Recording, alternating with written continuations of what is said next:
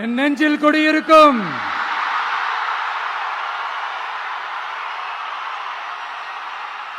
உங்கள் அனைவருக்கும் என்னுடைய வணக்கம். வணக்கம் வணக்கம் வணக்கம் வணக்கம்.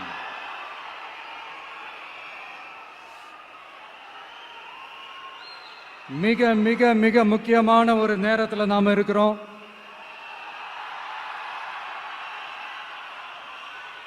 திமுக ஆட்சியை வீட்டுக்கு அனுப்ப போற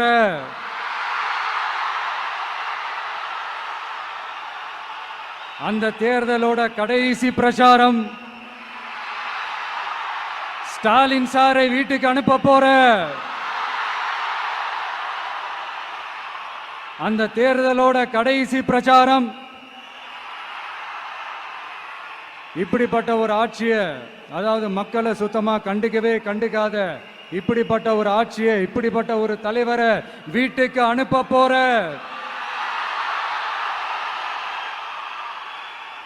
அந்த தேர்தலோட கடைசி பிரச்சாரம்.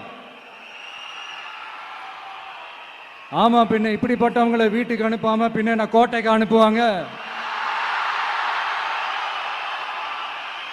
எத்தனை எத்தனை பொய்யான வாக்குறுதிகள், பொய்யா சொல்லி மக்களை ஏமாத்திக்கிட்டு அவரோட லைஃபை மட்டும் நல்லா உயர்த்திக்கிட்டாரு. ஆனா மக்களோட லைஃபை அவர் எப்படி உயர்த்தினார் தெரியுமா? வீட்டு வரியை உயர்த்திட்டாரு, தண்ணி வரியை உயர்த்திட்டாரு, தொழில் வரியை உயர்த்திட்டாரு. Invisalign uses a superior material, provides precise teeth movement, offers விலைவாசியை உயர்த்திட்டாரு, குப்பைக்கு கூட வரி போட்டாரு. இப்படி மக்களோட கஷ்டங்களை மட்டுமே அவர் உயர்த்தி வச்சிருக்கிறார். இன்னும் ஒரு படி மேலே போய், இன்னும் பல படி மேலே போய், தமிழ்நாட்டில் இதுவரைக்கும் எந்த கவர்மெண்ட்டுமே வாங்காத அளவுக்கு கடன், அவ்வளவு கடனை வாங்கி வச்சுக்கிட்டு அந்த கடன் சுமையும் உயர்த்தி வச்சிருக்கிறார். எவ்வளோ? 5-6 லட்சம் கோடி.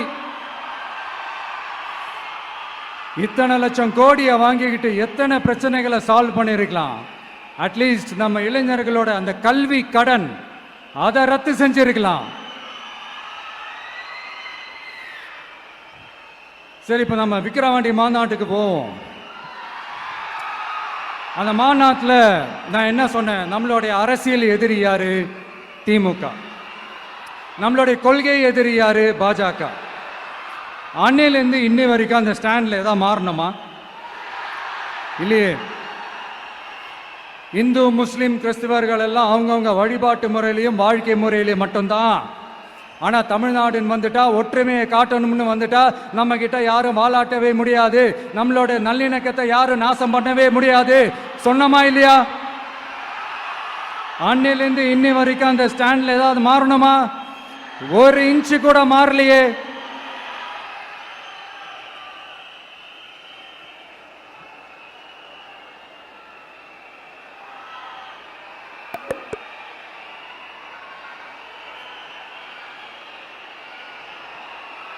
ஒரு இன்ச்சு கூட மாறலையே. மதச்சார்பற்ற சமூக நீதி கொள்கை தானே நம்மளுடைய கொள்கை. அதுல இருந்து மாறவே போறதில்லை. 100% நீங்க உங்க விஜய இந்த விஷயத்துல நீங்க நம்பலாம். இந்து முஸ்லிம் கிறிஸ்தவர்களுக்கான ஆளா தான் இந்த விஜய் எப்பவுமே இருப்பான். எம் மதமும் நம் மதம் அப்படின்ற அந்த ஒரிஜினல் முகம் தான் இந்த விஜயினுடைய முகம். இன்னொன்னு என்ன சொன்னோம்? A lion is always a lion. சிங்கம் தனியா வந்தாலும் தண்ணி காட்டிடும். இது சும்மா மொரட்டு கான்ஃபரன்ஸ்லாம் சொல்லல. உலகம் பூரா கடவுள் நமக்கு கொடுத்திருக்கிற கோடிக்கணக்கான நம்மளுடைய வகையறாக்கள் நம்மளோட இருக்கிற அந்த கான்ஃபரன்ஸ்ல நான் சொன்னேன்.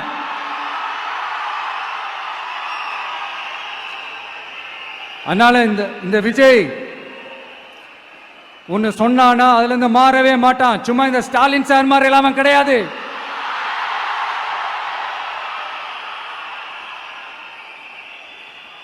இந்த சிறுபான்மை சகோதரர்களுடைய ஓட்டு வாங்கிறதுக்காக ஒரு பக்கம் கோடி கோடியா செலவு பண்ணி தமிழ்நாட்டு காங்கிரஸ் தூக்கி பைக்குள்ள போட்டுக்க வேண்டியது, இன்னொரு பக்கம் கட்சியை காப்பாத்திக்கணுங்கிறதுக்காக பாஜகவோட மறைமுக கூட்டணியில் இருக்க வேண்டியது, ஒரு பக்கம் கதர் வேஷம் போட வேண்டியது, இன்னொரு பக்கம் காவி வேஷம் போட வேண்டியது.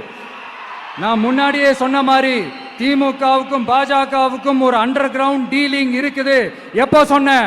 கிட்டத்தட்ட ஒரு 1.5-2 வருஷத்துக்கு முன்னாடி சொன்னேன். அன்னைக்கு சொன்னது இன்னைக்கு இந்தியா முழுக்க எதிரொலிக்குதா? West Bengal CM Mamata Banerjee madam இதைத்தானே சொன்னாங்க. இன்ஃபேக்ட் ஸ்டாலின் சார் பேரை மென்ஷன் பண்ணி அந்த குற்றச்சாட்டை சொன்னாங்க. இதுக்கு என்ன சார் பதில் வச்சு சொல்ல போறீங்க? ஸ்டாலின் சார் மக்கள் கிட்ட மாட்டிக்கிட்டு முழிக்கிறாரு. இந்த தேர்தலில் திமுக தோக்க போறது உறுதி.